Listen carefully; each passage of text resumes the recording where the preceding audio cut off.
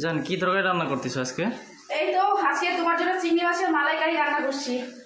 ও চিংড়ি মাছের মালাইকারি, গলদা চিংড়ি না? হ্যাঁ গলদা ওই চিংড়ি। যেদিন নিয়ে আসলা ওগুলা? হ্যাঁ ওদিন নিয়ে আসছিল, ওগুলো রান্না করছি।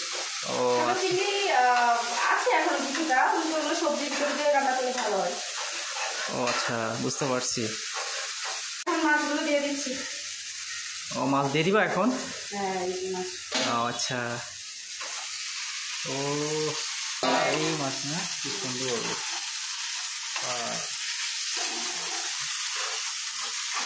সুন্দর মানুষ, আবার রান্না বাড়ি সুন্দর।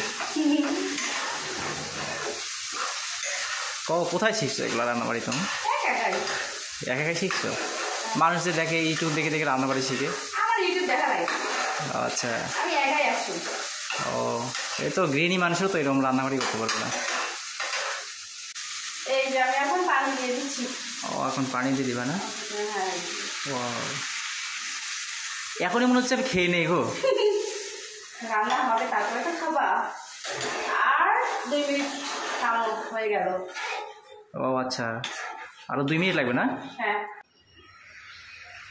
আর কত সময় লাগবে বউ? এই তো নেড়ে দিলাম, আর 1-1.5 মিনিট হলে হয়ে যাবে। ওয়াও হেভি সুন্দর লাগতেছে, অনেক বড় বড় হয়েছে যে। মনে হচ্ছে ও ওয়াও, মনে হচ্ছে খেয়ে নেই এখনই গো। জান মাছের মশলা দিয়েছো? মাছের মশলা? ওরে আল্লাহ রে, না যা মনে নাই। এই যে আমি দিচ্ছি, এই না মশলা নাও। দেখো তো, থ্যাঙ্কস জান। ওয়েলকাম। সামান্য কিছুটা দিয়ে দিচ্ছি। হ্যাঁ দাও, সামান্য দিয়ে দিচ্ছি।